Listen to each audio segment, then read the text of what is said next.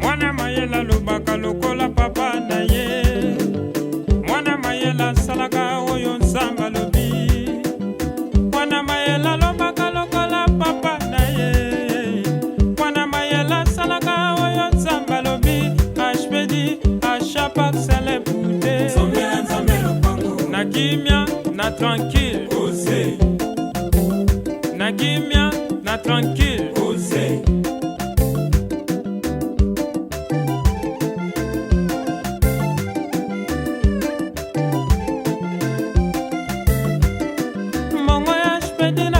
Nzamba salelenga ya kokama mbongo ya spedi na pesa kinzamba epondenga na liwa mbongo ya spedi na pesa kinzamba pesenga libala samba salio sela nga na biki bikamo sela nzamba salio sela ba papa na ba mama nzambe no le pave.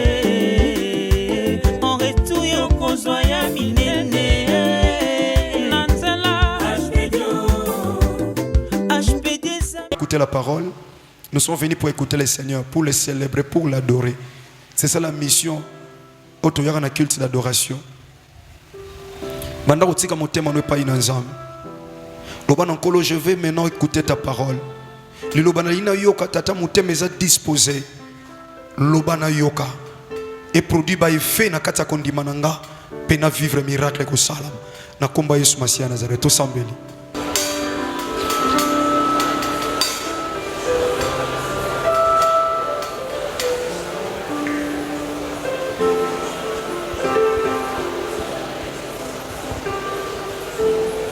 Na kombo na Yesu Masia Nazareth oyaza mokonzi pe mobikisi na biso ndeto sambeli boye pe na kondima tolobi amen. Merci pesa muninga mbote, pesa muninga mbote tuna santé ezali sumute tozum kan Ésaïe chapitre 61 verset 1 à 2. Ésaïe chapitre 61 verset 1 à 2. Ésaïe chapitre 61 verset 1 à 2. Je lis au nom de Jésus-Christ de Nazareth. Amen. L'Esprit du Seigneur éternel est sur moi. Molimo na mokonzi nkolo azali kolo nanga. Car l'Éternel m'a oint pour porter de bonnes nouvelles aux malheureux. Poete kolo ache mafuta likolo nanga. Poete na mema sango malamu na bato ya pasi. Yahweh ache mafuta likolo nanga pona mema sango malamu epai na bato na pasi. Il m'a envoyé pour guérir ceux qui ont le cœur brisé. Atindi ngai na kokako bikisa bato oba na mitema se zoka. Poete bato ba komi na ba déception. Bato mitema ezosa la passe na ba problème. Enfin qu'il ait une parole de la foi. Et fonda na kati ya mitema. Poete mitema wana ebika. Nzamba tindi ngai.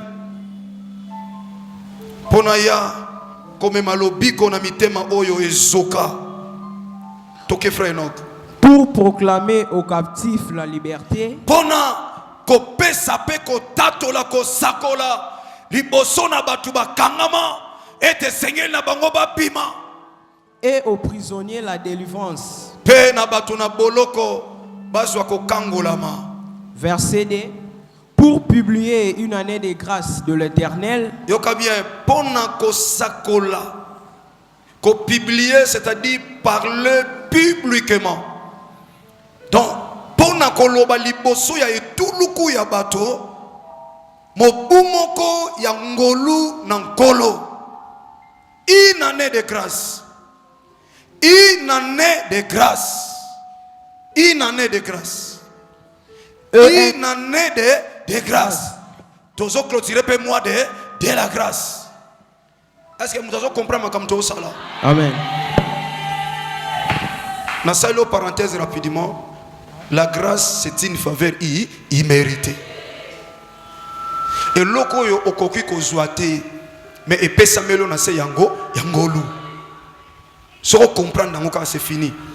Au mitala le sous-souté, au tala sous famille na bino ndengezate, au tala sous niveau étude na yote, au tala biloko te kakate lobite na ngolu na kogipe kokoma boye. Merci nakangi parenthèse. Aye ko publier une année de grâce de l'Éternel. Toke yenok. Un jour de vengeance de notre Dieu. Na lingo simba biloko mibale. Une année de grâce, peut un jour il y a vengeance, il y a nzam. Pour consoler tous les affligés. Pepo na ko consoler bandeko nyonso oyo babwakama oyo bazana passe. Nde aye pepo na ko consoler bango. Amen. Amen. Merci bien-aimé, s'il vous plaît, Soko Fanda. Merci Aya. Merci papa, merci maman. Merci frères et sœurs. Nzama Pamboula Bino. Tozo clôturer mois de la grâce.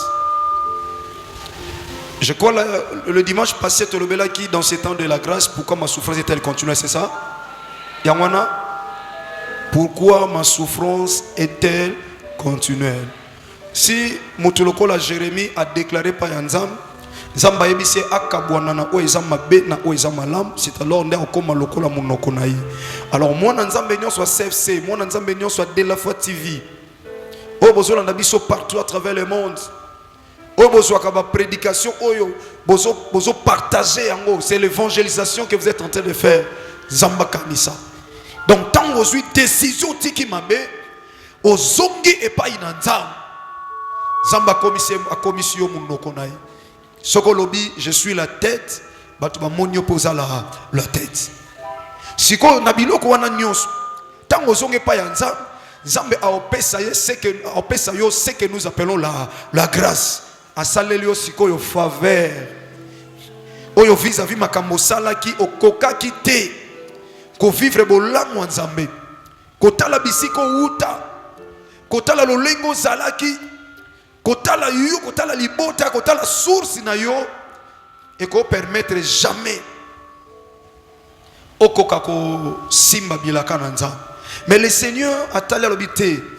Loko lo zonge panangai. Olobi pourquoi ma souffrance est-elle continuelle et pourquoi ma plaie est-elle douloureuse dans ces temps de la grâce? Ngana yebisuyo, quand tu reviens, moi je reviendrai à toi. Et comme tu es revenu, et maintenant ngai nzambe na osala yo ngolu.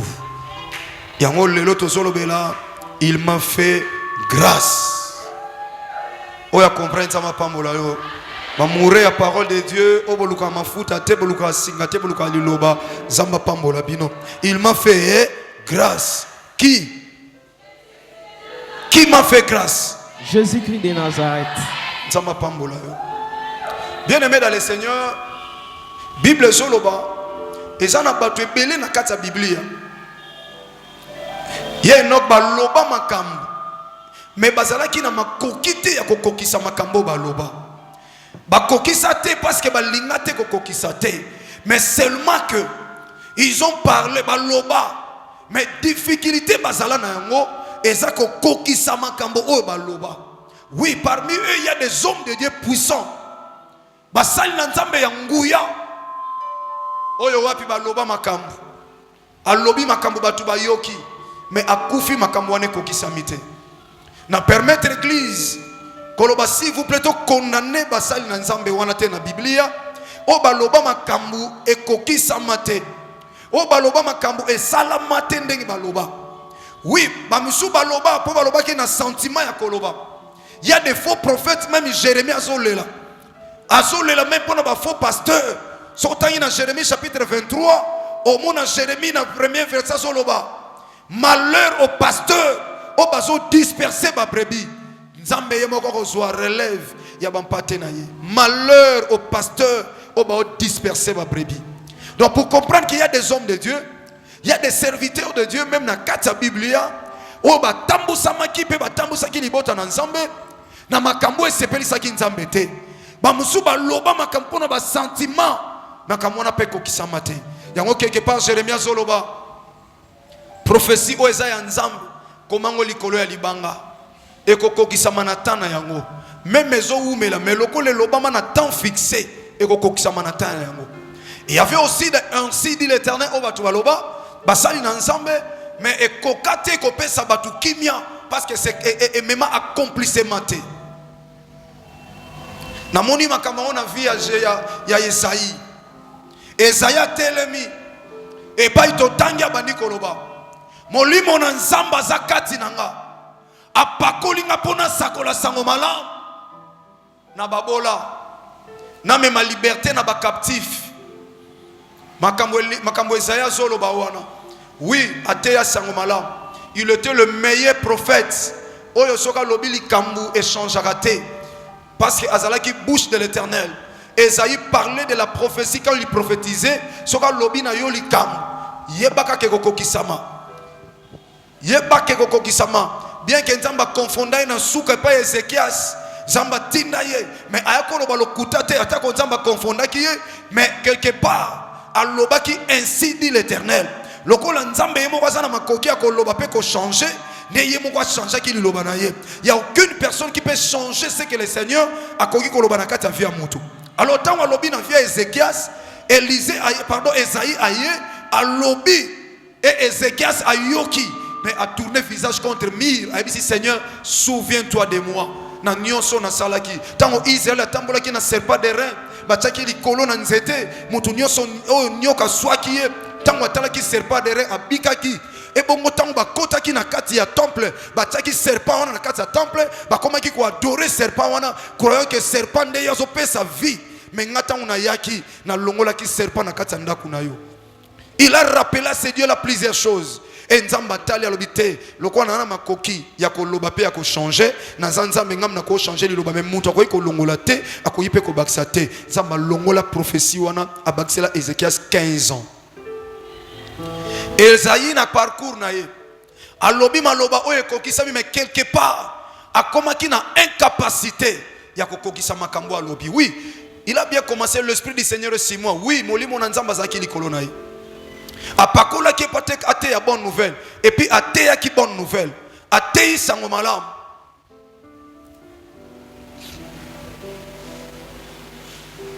Amen. Protocole, il faut veiller il y a prédication. Il faut veiller. C'est ça que je l'ai dit chaque fois. Il faut veiller. Alléluia. Il y a Roland. Alobi inane. Alobi aye comme ma liberté. Nabatu bakangama. Délivrance. Naba prisonnier. Bazala libre. Batu nyonso. Ba ana via passe. Bakangolama.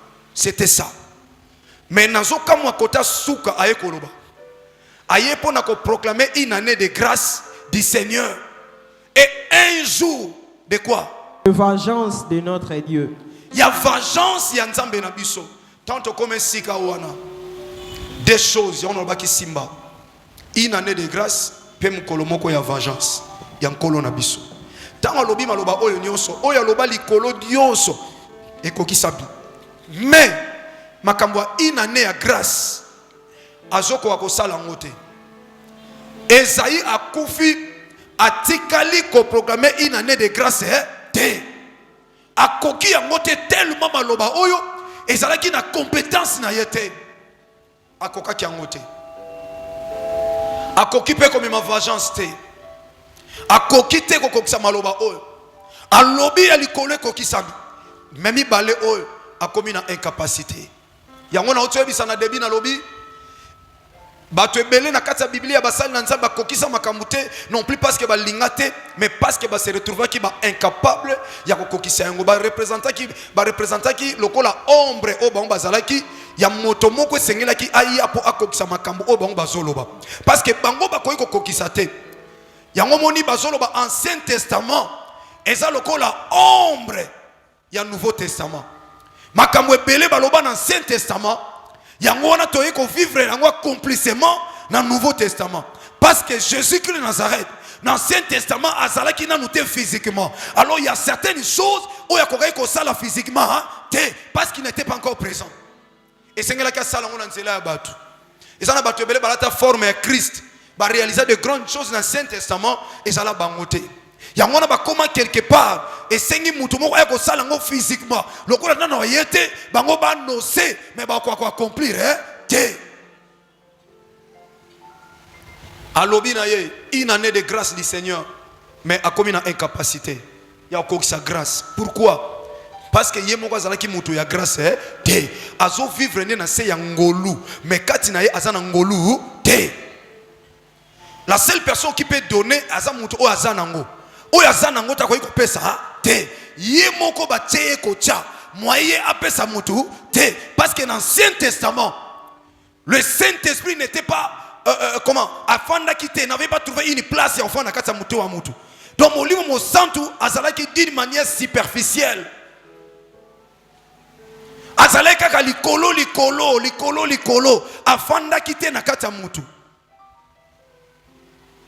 Nzamba mo so apesi osala musala osali musala atie molimo ne mo santu okay osali musala so sisi musala wana molimo santu a se retirer du fait que aussi musala molimo santu a se retirer.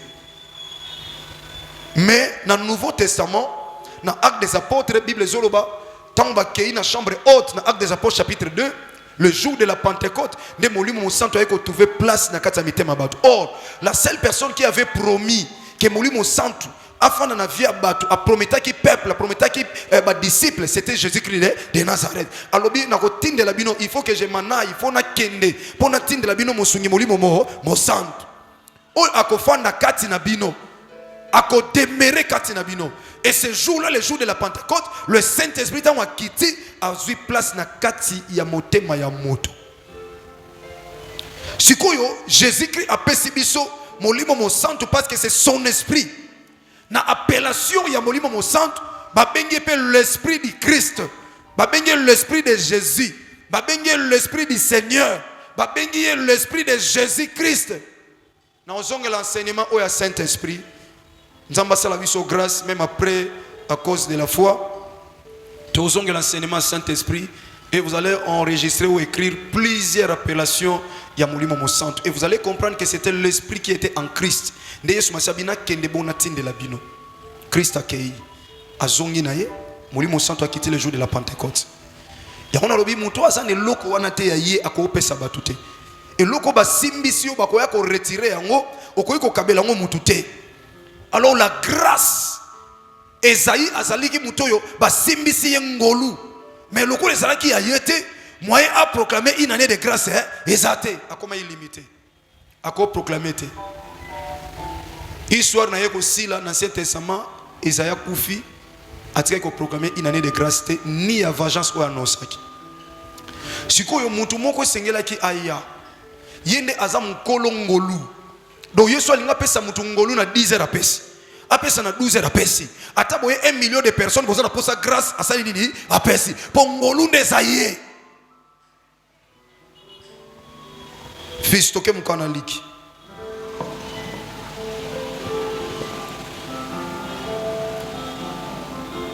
Mukana liki chapitre 2.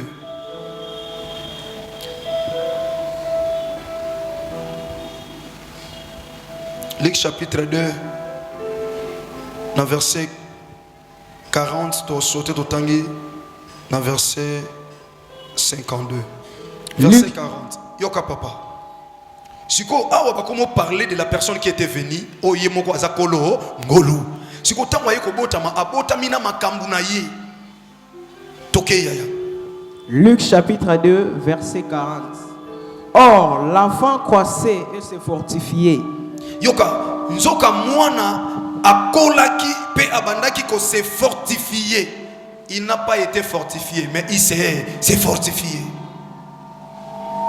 Na mwana no mutu taboti mwana na ye, mwana zokola après zo mwana mi koma makasi ko micha makasi, mwana muke makasi ni na kocha. Bible lobi enfant, mwana azokola mais azo se fortifié. Donc Jésus-Christ Nazareth sa naissance et c'est là qu'il a la naissance à batuni en sauté. Même qu'on n'a pas seulement la naissance, à botami na relation moi c'est la mobilité, mais même croissance na ye. Et c'est là qu'il y a une croissance différente na biso batu oyo. Bible so batango azokola, bazo fortifié te, mais abane ko se fortifié yé monko. Tala nzambo tondimela o changer nzambe mususu ozwa nani. nzamba azokola na forme ya mutu azo se fortifier ye moko azo mipesa makasi ye moko miku ezokola na makasi na ye moko mayele ezokola na makasi na ye moko azo tambola na makasi na ye moko mama na ye na papa ni bazo vivre kaka une vie ba surprise na kata vie ya mwana atatika nde Yesu Masiya kolela lokwa yo kangami na ye yo pe vie na yo za la vie ba surprise na miso abato azo se fortifier toke mon fils. Il était rempli de sagesse. Azalaki rempli na buanya. Atonda misamaki na buanya. Yango mona réaliser makambu oyo batu baluki bazwa na mayela kibomoto bakokate. Depuis sa naissance, abanda déjà ko réaliser makambu kotali sa batu kaza nzambe. Azokola na sagesse. Intelligence bazwa na classe. Isana batu belé na licencié en économie, mais otali langage na ye ya mutatangati. Otali comportement na bizarre. Muta sisa classe, azana diplôme, mais azo bana mutu. Ngana ndako so osaka no panza mutu. Ah, na yo pe diplômé. Yo mtoleka na bande de l'école, tu peux agir de cette manière.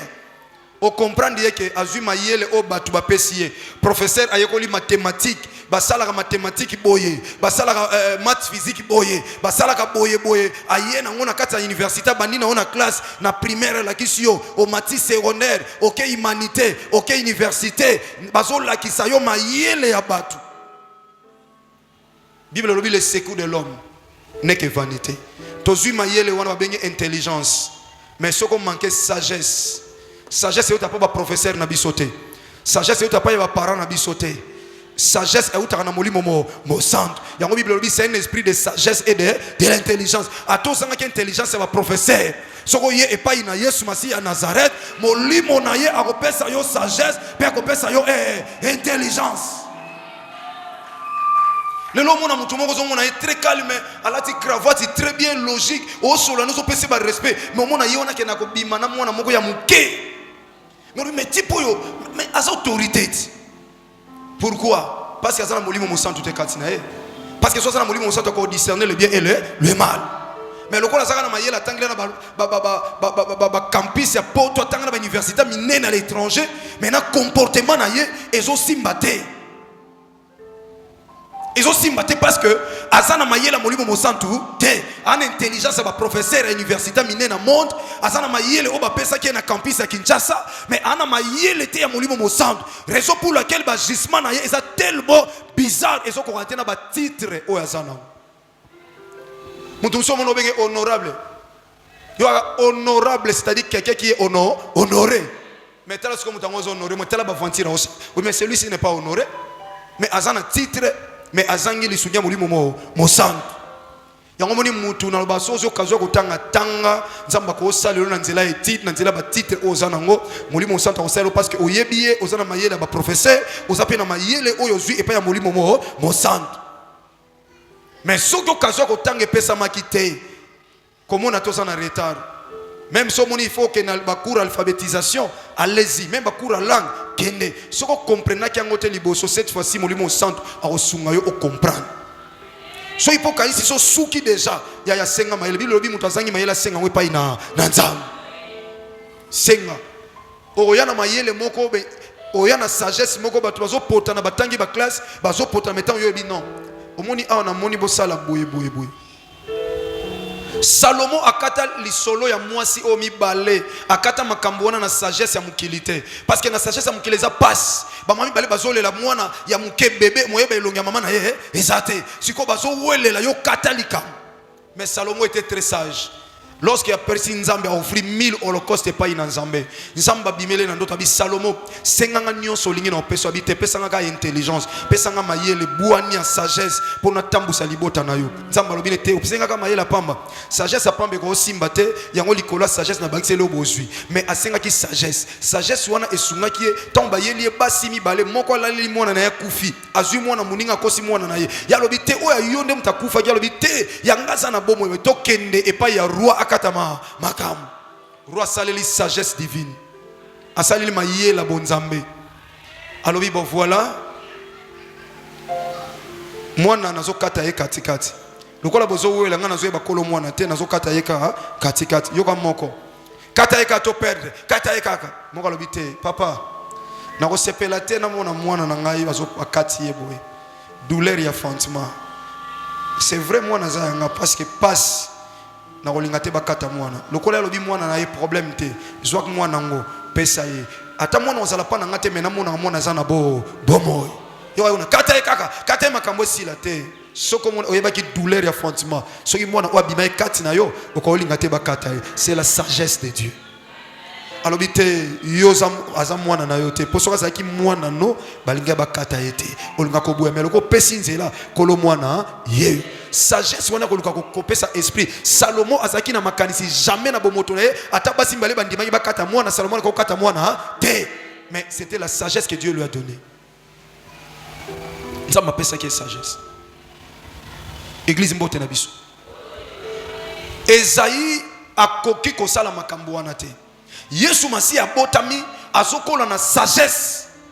Ah non namona batu tant na méditer lisolo Yesu masi ya Nazareth ye dito kufa na Yesu masi ya Nazareth. Deka to dinda na mai to ndima ko kufa na ye ko sekwa na ye to tika la kaka na ye ya kangama na Yesu masi ya Nazareth. Na rappeler opponent nzamba solo parce que makambo sala eza na nzambe moko te na sena moyi o asala yango. Aza l'unique, le seul et le grand vainqueur de Golgotha. Le seul vrai Dieu, Jésus-Christ de Nazareth. Sunganga penza tombola yebsa muninga Yesu Masiya Nazareth anzamba solo. Ya bandé la pardon penza na otala respect na crédibilité na sunganga kaka. Lobongo so pour la troisième fois ya pardon s'il vous plaît. Pardon côté la personnalité te mon papa ma maman, côté la personnalité te, côté la grandeur na yote. Sakola Yesu Masiya aza nzambe rappelez muninga s'il vous plaît pardon. Merci Aya, nzamba pambola yo. Nzamba pambola yo. Merci pour obetele suma boko aza tata. Asa mokonza ba konzi nzamba solo. Oya matana ngomba Golgotha. Soba guma mela bikeko ya guma mela nzamba solo. Il est notre Dieu. Alléluia. Bible lobi akoli azo se fortifier. Azaki rempli na sagesse. Paix. Enfin, les kamunini ya Enoch. Et la grâce de Dieu était sur lui. Pe ngolu na nzambe grâce ezalaki elongo na ye. La grâce de Jean alobi il est le véritable Dieu. Donc mon limo na ye dans ngolu na ye moko ezalaki kati na ye était sur lui. Ezalaki kati na likolo na ye. Donc Jésus-Christ okola na grâce. Est-ce que vous comprenez? Mais Esaïe kola ki na grâce te nzambe mutasala ki grâce mais Yesu moi na balobi enfant mais la grâce de Dieu était sur lui. Nous nous sommes dans le temps de la grâce. Yango yo na ba robota ngolo nzambe ozali ko na bango. Na nzela na o famille na bino ngolo nzambe ozali ko na bango parce que toza na période ya ba Esaïe mais nous sommes na période de Jésus-Christ de Nazareth. Tozala avant Jésus-Christ mais toza après Jésus-Christ. Donc toza bana ya sous la grâce. Verset 50. Verset 50. 52. Et Jésus croissait en sagesse. Yesu babakisi. Wana na verset 40 balobi yango ba rappeler yango na verset 52. Yesu masi azokola na sagesse en stature. Stature. Omona Yesu filme yete. Yesu filme yete. Keba na photo Yesu filme. Ndimano ta yanga de la fo yebinga. Yesu filme yebi Joana te. Tout le monde appelle sur Facebook ceux qui passent solo to yebite balobi yeyo azaki ne kaka soki magicien ba beta ba sete na ndenga magie yango wana ba sete wana izoye ayoka passe na suka film balobi certainement ça na mutu ba beta yeboy balobi oui Yesu abi non il paraît on ne sait pas il paraît que tant réaliser passe wana na film balobi non mutu mobimba boye bakoye ko bete boye ta ko kufa bote il paraît yambaka Christ il paraît balakisa type yana tika makamoke na photo Yesu mwana nga kufa na photo wana yo yebiye te lem suninga za yazo mila bashimbogi na yo zoke la mutu moko bo yebiye te Yesu filme aza Yesu na biso te ba eda biso na forme to yeba combien mettre na biso souffrant po biso to sala libre mais oya biso balobi ko na sagesse pe na stature za taille la taille de l'homme. Yesu alaki mwa ngambe na ndenge na ye. Akola ki na moulaï, talent, dictionnaire, stature, il a aussi la taille d'une personne. Donc, moulaï ya moutou. Donc, si on a réalisé, il faut les kaka Goliath. Il faut aller à l'école batu nyonso, ce qui veut dire même na moulaï, à l'école qui batu nyonso. Kasi yem da suki sa nyonso. Bon moulaï ou lembara suki sa. Yeso mona dimi na croix ba pesa ka forme na explica yo bandaka. Po talaka mutamune na couche na croix, ata yo mope lembiso ndimake o nzambe ha. Balo bano pesa bomo ino pa mutu mwa munena lemba na croix na misuni donc simbate. Donc faut appeler ça forme de la foi pour ata moi esthétique na likolo ezala. Matine kolo so amwa mukie ya ngwana. Po mutamune na muso bimelo pe ko banga. Ya omoni tanga koma ekoloba oyebisa azoyebisa Israël. Moïse azoka maloba zo ko yebisa bango. Israël obité Moïse to yoki otro siko nzamba ndo bana biso en face. Moïse abi problème te yebisi nzamba. Nzamba ta ko mo loba bangombe zo bukana. Makele na matoyi ba yoka so Moïse pardon yo continue ka ko yoka ka oya ko yebisa ka biso. Siko nzambo so zo loba oko yoka te ba kake zo beta bangombe zo bukana bo yo mutu. Siko za pene pena ngomba nzamba lobi ngombe bukana yo se retrouver wapi. Siko aya siko nzambe mo ya costaud a oya boui. Yango mona kite so na kiti lokola mutu. Auti likolo kiti boum.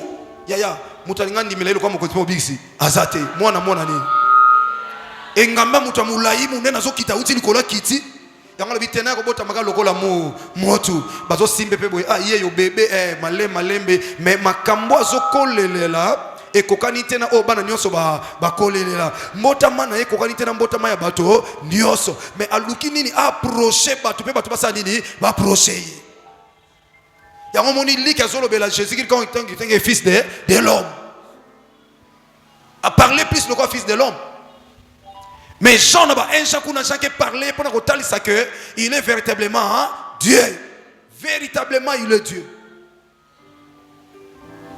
Jean l'a fait si précision mais lui qui a parlé en qualité de fils de l'homme. Il a bien. Toi avancer pour ce qui ça. Fils toke kana mukana liki. Luc chapitre 4 verset 16 à 22. Luc chapitre 4. Luc chapitre 4 verset 16 à 22. Siko awa makambo o ya lobaki akoki sangote. Esaïe akoki cité. Siko esengela ki mutu akoki sa sala nini? Aya. Siko tangwa ye amatina ngomba akeko gêné 40 jours 40 nuits likola ngomba. Diable meki akokite Bible lobi na suka diable moni abimisi mba force ne nyonso mayele nyonso akokite diable se retira tiki Yesu Masia. Tanwa tiki ye Bible lobi renommé ya Yesu Masia e panzani na mokilibo mobimba. Siko lobi tena sala descente akiti siko ke na temple tokeya. Il s'est rendu à Nazareth, azongi na Nazareth où il avait été élevé. Et pai wapi oyo ye abotama. Et selon sa coutume, il entra dans la synagogue le jour du sabbat. Il s'éleva pour faire la lecture. Oh, yoka fils. Topona nzamba bien. Batu bafandi na kati ya synagogue. Bafandi na kati ya ndako nzambe. Mais bazozela, batu bafandi ba prêtre. Ba kokwa mikolo. Mais bazozela arrivé à Gênes. Batala mutumo wa koti. Po asala lecture. Bongo bandaka na bando tangela bango. Tango zokolo na sagesse nzambe, ozana molimo musantu. Bien aimé retenir eloko na zoebisao. Soki ozana grâce nzambe likolo na yo. Ozobila ngolo nzambe ozo vivre na grâce. Bien aimé, ba makambo belé même na famille na bino, atana nous ama pesio mbongo te.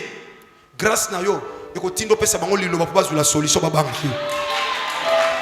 Je te dis, la grâce de Dieu ko simba mutu, oya yebiote na fin fond. Po ayati Kinshasa, ayako lukayo. Ngolu sa faveur immérité yaya. Oyo bongi na ngote pa blanchard. Otali famille na bino nyonso. Nei bobota mo ozana lopango kaka moko ya famille. mais ngolu ekolo mutumo musike aye alongolo na lopanga famille ozipe avion au mati okeipe na mboka mususu bande kono batali babima biso nyonso toza awa ye abimi ndenge nini ezali kambo ngolu na pesa bino témoignage na fandi awa mutu pamba oyo biso toza oyo kama musala nzambe esclave mutakota na magaza sombe lamba asombe lamba nzamba oyo bisa sombe la pe de la foi oh de la foi ngana taleka na TV na yebite ngana kenda pe Kinshasa te na kenda Congo te na zana ngana étranger aw ngana kenda États-Unis na zongi Europe Afrique na kenda te ata na sombe lamba na abimiti na libanda zui vola a démarrer mutuka somi veste na ye a démarrer mutuka volet bloqué yo sala ki mkolon ya saki présent volant est bloqué a démarré voler boy ko kende yo sakana o mona kali kambo cheval la boy ko kende mais pour na de la foi grâce à likolo mutu ke boy ko kende c'est un témoignage vivant bien aimé si la grâce de sur toi yaya o senga teme o kozwa ngolwe ko tinda batu ba pambola yo ngolwe ko tinda batu ba tombola yo ngolwe ko tinda batu ba reconnaître ce que tu es.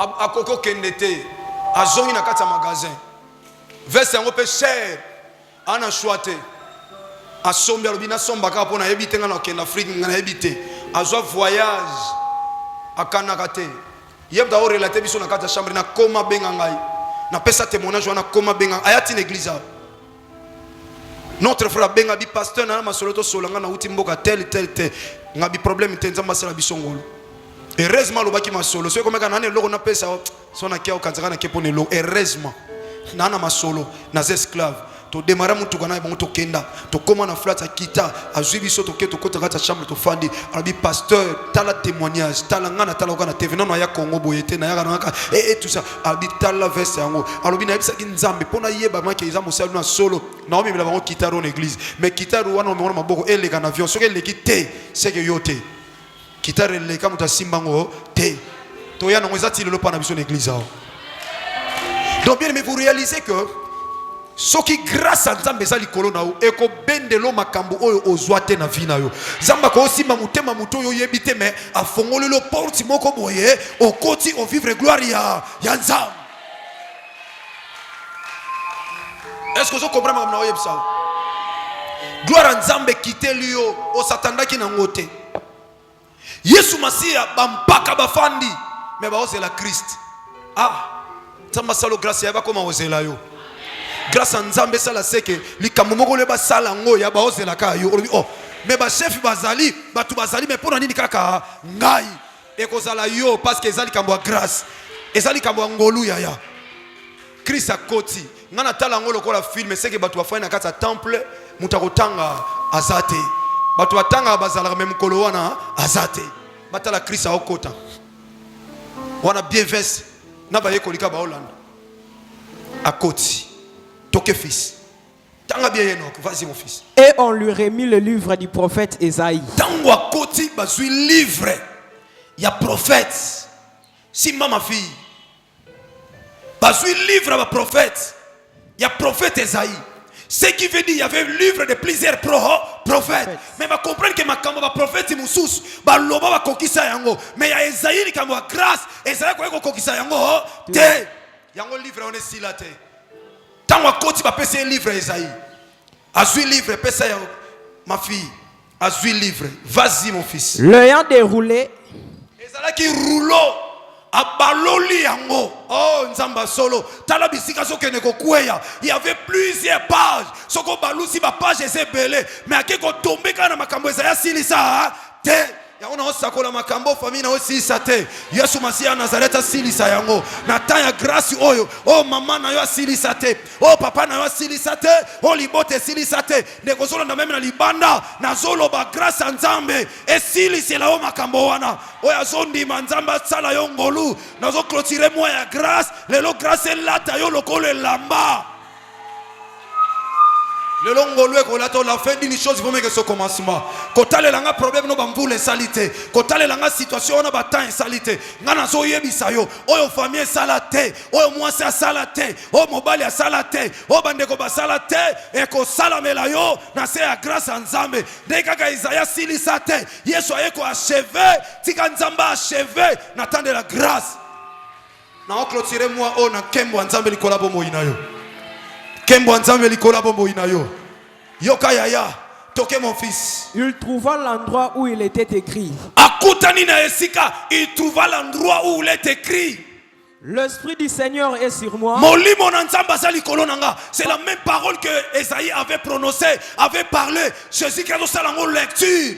Parce qu'il m'a oint pour annoncer une bonne nouvelle aux pauvres. Poete apakoli ngai, poete na sakola sango malamu ya kitoko epai na babola. Il m'a envoyé pour guérir ceux qui ont le cœur brisé, pour proclamer aux captifs la délivrance et aux aveugles le recouvrement de la vue, pour envoyer libres les opprimés,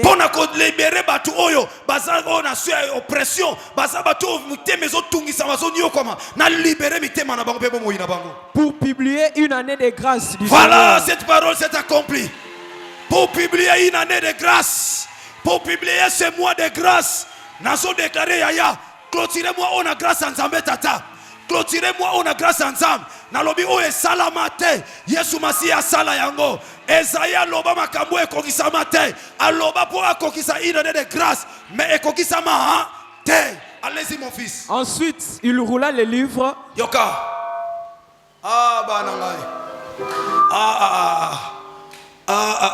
Sono loba zong silanga tali loba nkolo. Liloba nkolo. Ya soko yoki bongo liloba se matinga tina mutu. Lilobe matinga tina mutu. Révélation so ganga na kati ya mutu. Yango na ina bimisela yo mwana nga mo loba tali loba nkolo. Liloba nkolo yaya. Tango asili siko tanga. Me makambo oyo nano ekongisa mikaka. Te atangi kama makambo eza indenge za yasa nini alobaki et ensuite azwi nini rouleau asali nini. Il roula le livre, le remit au serviteur et s'assit. Bandela bien Enoch. Yoka. Il roula le livre. Malembe a roulé le livre. A fongola kit. A déroula qui. C'est quoi ça nini? Roulé. Qu'est-ce qu'il a fait? Le remit au serviteur et s'assit. Talasiko azwi apesi pas serviteur. Asali nini? Et s'assit. C'est là papa, c'est là. Écoutez Yaya. Azaki na rouleau. A Fongoli a tangi. L'esprit du Seigneur est sur moi. Il m'a pour annoncer la bonne nouvelle, libérer les captifs, rendre libres les opprimés, tout comme ça, guérir les cœurs brisés. À Silici. Tant oiseau kanga, soyez un artiste comme moi. Tant wakangi, azongsi na serviteur. Ba mouvement nyonso zo sala. Batu nyonso ba fainda ba mpaka ba osani. Tala siko azongisi. Et ensuite, eux s'assit. on comprend. Alo beloko te. Toke yoka siko suite. Tous ceux qui se trouvaient dans la synagogue Batu nyonso bazaki na synagogue avaient le regard fixé sur lui. On comprend nango hein? Yoka petit ngasko Jésus. Ayebi ke bato na ina fongola bango loko oyo bon mama. Afani ne tranquille. Ako changer pe lokolo. Tranquille poser li kamuna mutu. Te. Bino moko kuna bokunda na bino na bino. Bobando posane ba question oji salinga yebi sabiso de. Makambo lobby to monango déjà na kati ya rouleau bato pe balega au na synagogue batangango. Siko ya tangango atiki biso na suspense akeko fanda tranquille poser li kamuna mutu. Te. Biso sko auto comprendre loko. Te. Tranquille. Vas-y mon fils Enoch. Alors il commença à leur dire. Yoka. Aujourd'hui c'est là papa. Alors il commença à leur dire. Il commença à leur dire. Yoka Enoch. Afandi Bible lobite a télémé les sous. Bible lobite a afandi et puis a komiko kolobana bango.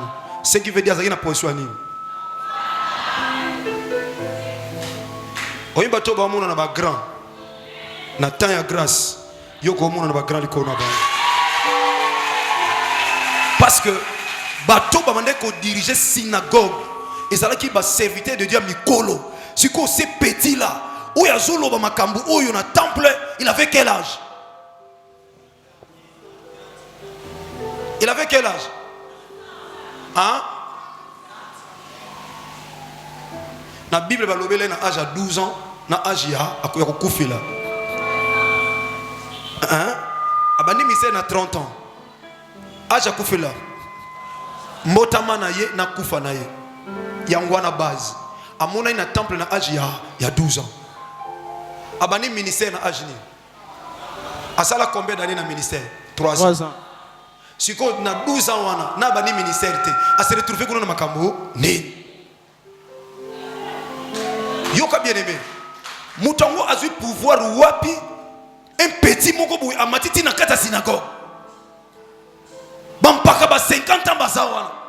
Ya ba 60 ans baza. Ba 80 ans baza.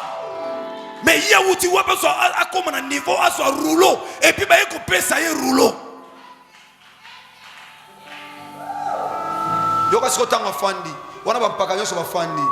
Bien aimé, j'insiste et je rappelle, nous avons un Dieu véritable. Nous avons un Dieu véritable. Opponant Yesu Massia à Nazareth, opponant Nzamba solo. Ils te feront la guerre, mais avec Jésus-Christ Nazareth, ils ne te vaincront pas. Yaraïs Afandi, Afandi mon fils, Afandi. Abandi ko ebisa banga lobini. Yoka. Alors il commençant à leur dire, aujourd'hui cette parole de l'écriture, aujourd'hui,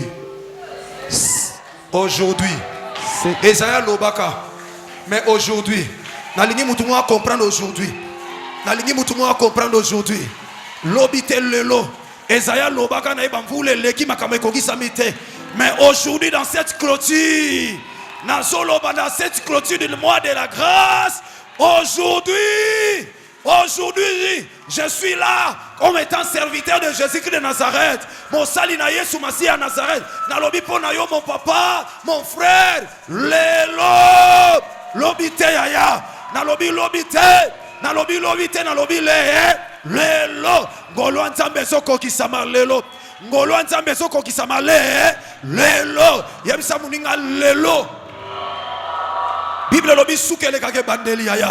Soko zwa kite na debi, nzamba bundi kisa nyonso, nzamba kangisa nyonso, epesa melayo, zwa grâce à santé, zwa grâce à vie chrétienne à malonga, zwa grâce à libala na yo, nzambe mutasala libala, zwa grâce à libala na yo, nzambe mutalobi celui qui ne travaille pas ne mange pas, zwa grâce à musala na yo, soit grâce à promotion, soit grâce à succès, votre voyage, Nzambe mutasala Europe, Nzambe mutasala Amérique, Nzambe mutasala Asie, Nzambe mutasala Europe, c'est Jésus-Christ de Nazareth.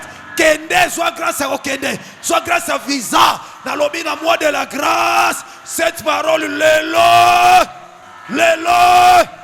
atabana noba pambolama, atabande konoba pambolama, ata famille na we trouver grâce, na lobi o azondima. Grâce à Nzambe Sopana. Grâce à Nzambe Sopana. Nazo clôturer mois de la grâce. Nazo kanga mois de la grâce. Nzamba pesanga révélation à chiffres. Et lequel a eu année passée kakaboye. Et lequel a année antérieure kakaboye. Mais année à Rehoboth. Année à Rehoboth. Allez Zwangolo Nzambe. Zwangolo Nzambe. Et simba mutata na fin fois pambola yo. Et simba mutata na Amerika luka yo. Wazondime salaba. Yeka baba babo saka babosa. Yendereke ya baba baba. Yendara baba bosaka. Jésus-Christ Seigneur, le Dieu de ma vie, le maître des chiffres qui m'a fait l'homme des chiffres. Les chiffres sont réclamés on a grâce. Chiffres sont réclamés on a kotombwama. Chiffres sont réclamés on a kofuluka. Chiffres sont réclamés on a ko avancer. Aujourd'hui, c'est que Esaïe n'a pas pu réaliser, mais cet homme de Galilée, Wampaka bafandi, wampaka bazoyoka, alobi aujourd'hui, ndengenga na tangi, Esaïa tanga koma, Esaïa koma me akokisa te, menga na koma ngote nazotanga yango, mende nazotanga yango na lobi aujourd'hui, yaya aujourd'hui, tozo clôturer moi o bi église on a esengo oyaki na problème na motema oyaki na ba souci sepse musique grâce à nzambe za likona bino mafuta nzambe za likona bino lelo église o babima na loyembo na monoko babima na loyembo oya muta vivre grâce à nzambe na so bundi ki saba dimanche lelo mois de la grâce Zouangolu aujourd'hui écoutez bien aimé dans le Seigneur écoutez vas-y mon fils Aujourd'hui, quand il a cette terminé parole au de tanga afandi bango bazotala tala ye yeka na kofanda na kiti alobi lelo yokali kamazo se mpaka lelo makamni mon fils. Aujourd'hui, cette parole de l'écriture que vous venez d'attendre, c'est là. Aujourd'hui, cette parole des écritures dont vous venez d'attendre. Toyo Kango déjà. Toyo Kango. Qu'est-ce qu'il veut nous dire encore? Cette parole qu'il veut d'attendre, on a déjà entendu ça. On en a déjà écouté, c'est écrit dans la parole.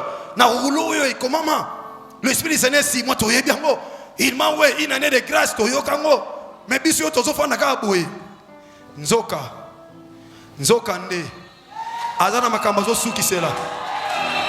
Lelo makambo bouti ko yoka est accompli. Ekoki sami talande to clôturer moi de la grâce talande que grâce est ekoki sama. Allez reçois la grâce de Dieu, reçois la grâce de Dieu.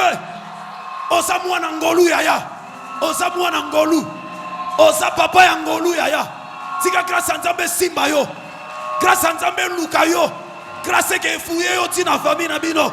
Grâce que ne luka oti kote babuaka yo. Grâce que luka bino tina ba hôpitaux. Et luka bino tina ba hôpitaux bato ba bela na famille babima. Babima yaya. Grâce que luka oti na fin fond. Et sika bato kolela. Grâce luka yo longola yo na vie kolela. Allez reçois la grâce. Reçois la grâce. Reçois la grâce. Reçois la grâce yaya. Reçois la grâce. Oyo Esaïa Salate. Écoutez. Makambo batata na bino balobaki ya malamu. Lem sozo ngolo botama na famille moko papa na bino azaki na maloba malamu. Bana nanga bozo pambolama. Bana nanga boza bato pasité. Bana nanga boza bato sengo. Mais papa kufati le sengo ezate. Esaïe. Papa kufa. Batu nyonso basaki na ba parents mabete. Eza parmi bino ba basaki na ba parents ya bien. Ba parents ba sakola malam. Mama na bino aso ke na kokufa. Aso ba mwana ngai na o sali ponanga. Okozala mutunza mba otombola yo. O bando salo kozana mbongo. Nengo kundinga yo so kundanga mama na yo salisinga na malade. Nengo salisanga papa na yo na ba pasi nyonso moni pona biso. Okozala mutu munene na mukili oyo. Mais o réaliser maloba papa ya malamu. Mais ekokisa mi te. Ekokisa mi te.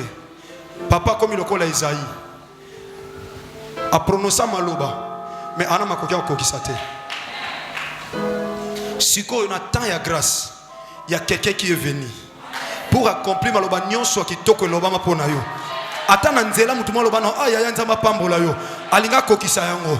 Moto wana pambola aloba maloba. De la fois pambola solo ba maloba. Mais mutazo kokisa yango ye wana nde aza kolongolu. Yango na so déclarer ndeko za li présence na ye. Oza na présence na ye na so déclarer maloba nyonso baloba pona malamu. Allez salama na cette grâce. Na ta grâce et salama. Allez kokisama. Reçois l'accomplissement de toutes les promesses. Toutes les promesses et kokisama. Mon fils Toshite. Jean chapitre 1. Continuez papa, continuez parce que matamakas. Verset 22. Et tous lui rendaient témoignage. Ils étaient étonnés de paroles de grâce. Yoka. Ils étaient étonnés de paroles de grâce qui sortaient de sa bouche. Et il disait. Bazalaki étonné ya komona maloba ya ngolo. Aye koloba makambo nyonso lelo salini. Siko bato balobi kaka makambo ya grâce te o azoloba mais na munoko na ye bazomona parole ya grâce. Na munoko na nga ce matin Il y a la parole de la grâce. Amen. Oya zondima.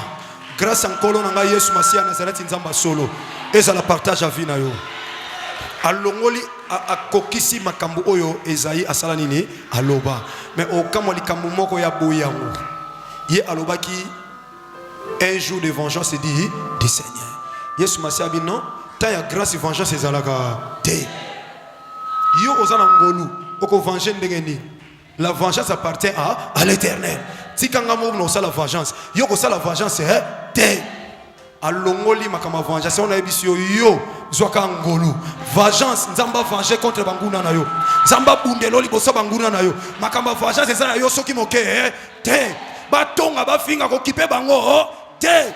Lobana bango vengeance ezala nzambe. Ngana saka mwana ya ngolu.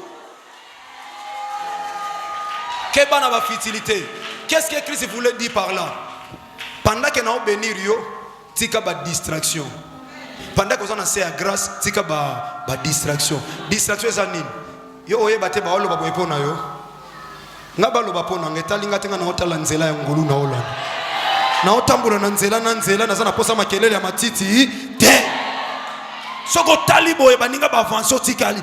Tozana parcours ya grâce. Yo ke mimangana ba distraction, makamba vengeance, ba finga, ba tonga, ba chola, ba sala ba réunion, ba lo bobota kate, ba lo ba bonga kate, ba lo ba sepela kate za maladif, etali yo soki moke te.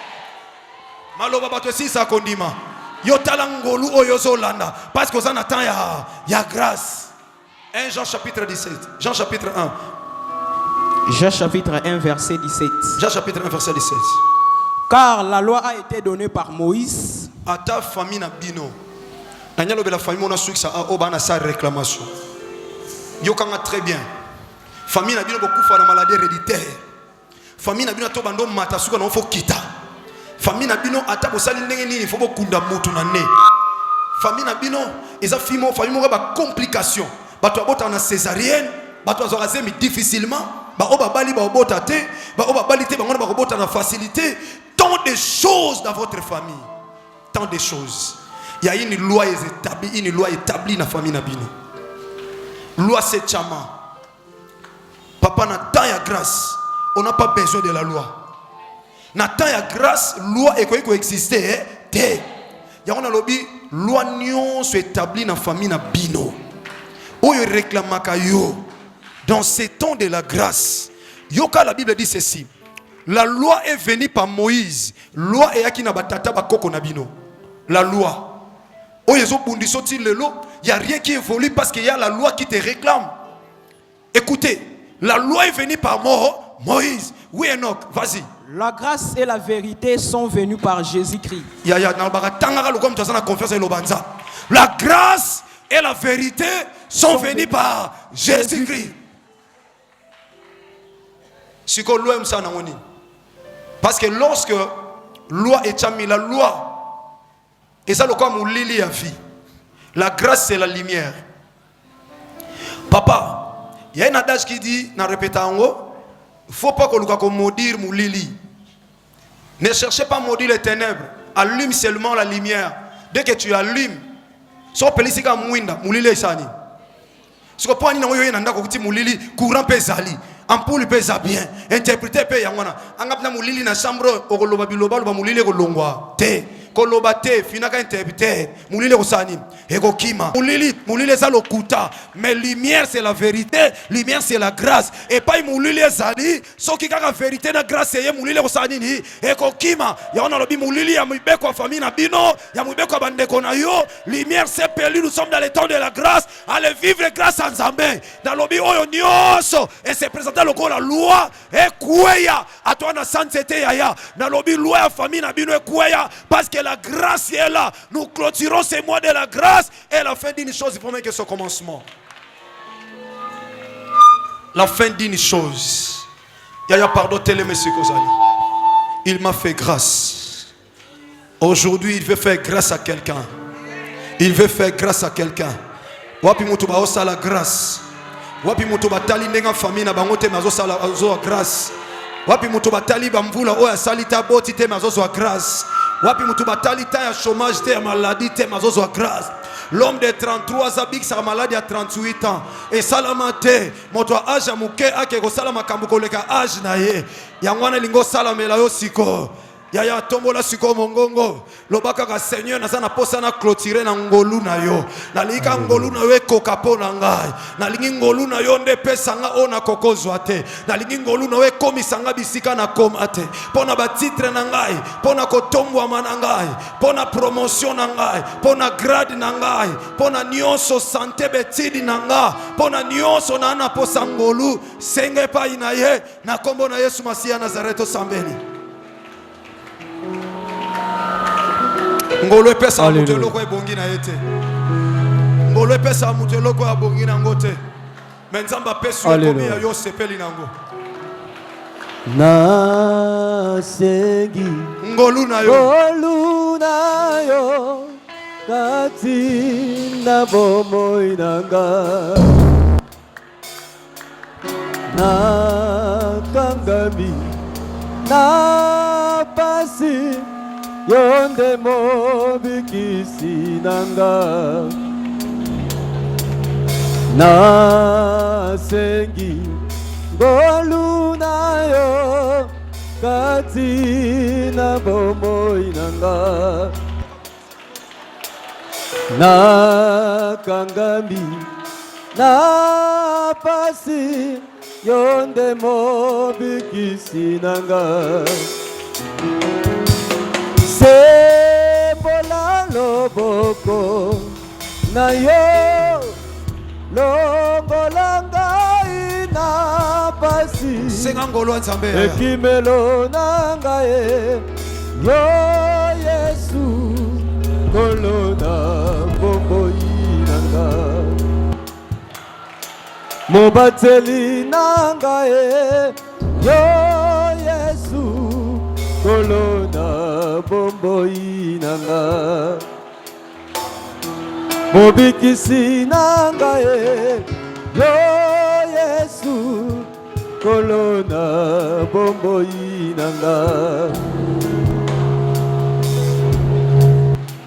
Yoka bien-aimé, yoka yaya, yoka wana posa grâce à nzambe. Naligi maboko na yo s'il vous plaît yaya soki ko sala ta ko fungwa mana kombo Yesu Masia Nazareth. Fungola kama maboko. Likamuni ne tungisi bino pe tungisi bo moyina o. Eza nini? Mengolo ezao.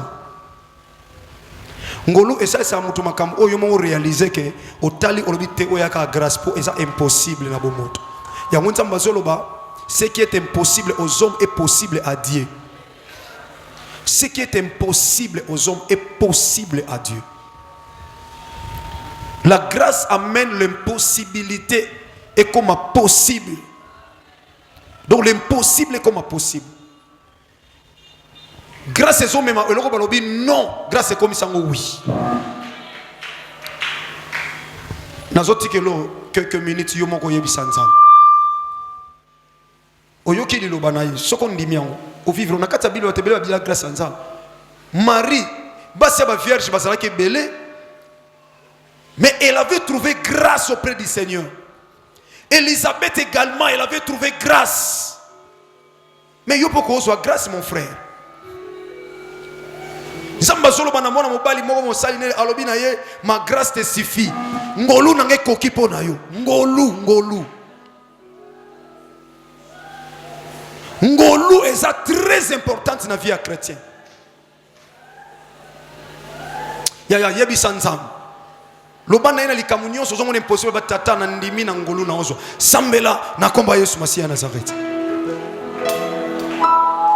Nabungisa elikia te nabungisa elikia kondimaranga etangwa na yote kolo lobiko nanga jinganga ikolo bombanga Yesu Alléluia. nangolu na yo oyo kufela kinga na makila na yo petolanga Yesu kolo lobiko nanga shinga ngai nkolo bomba ngai Yesu nangolu na yo oyo kufela kinga na makila na yo petola ngai Yesu kolo lobiko nanga.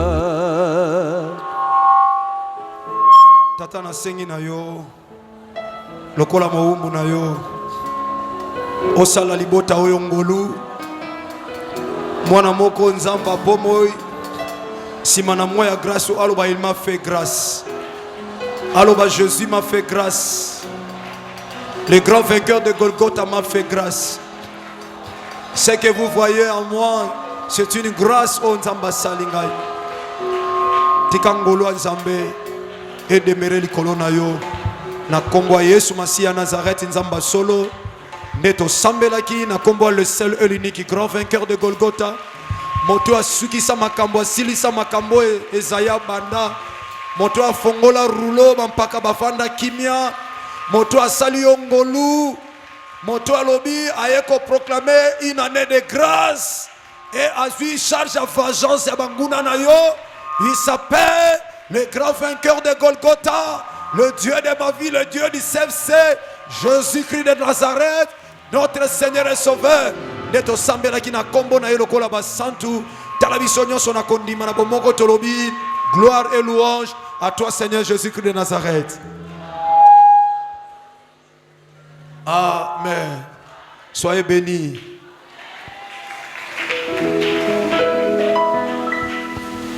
Jésus.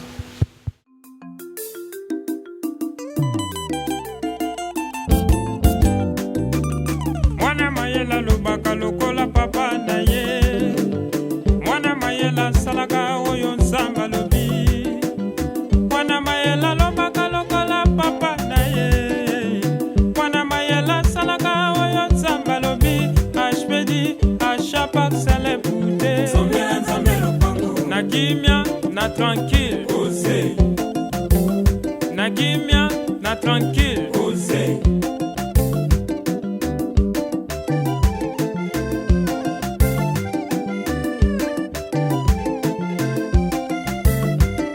mongo ya HPD na pesaki nzamba salelinga ya kokama mongo ya HPD na pesaki nzamba